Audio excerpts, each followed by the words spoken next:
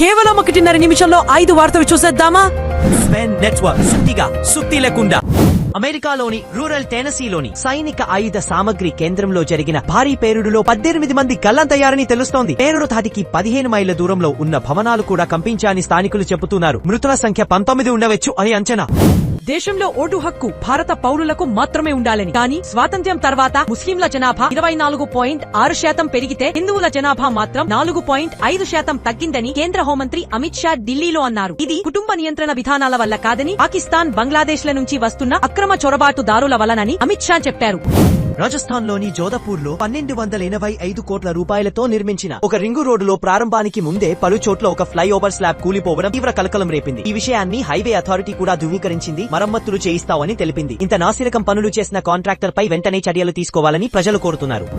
Guwahati బసపరా ground లో బంగ్లాదేశ్, న్యూజిలాండ్ల మధ్య జరిగిన విమెన్స్ వరల్డ్ కప్ మ్యాచ్ లో బంగ్లాదేశ్ పేలవ ప్రదర్శనకు పరిమితమయ్యింది. న్యూజిలాండ్ 50 ఓవర్లలో 227 పరుగులు చేయగా బంగ్లాదేశ్ కేవలం 127 పరుగులకు అన్ని వికెట్లను కోల్పోయి ఓటమిని చవిచూసింది.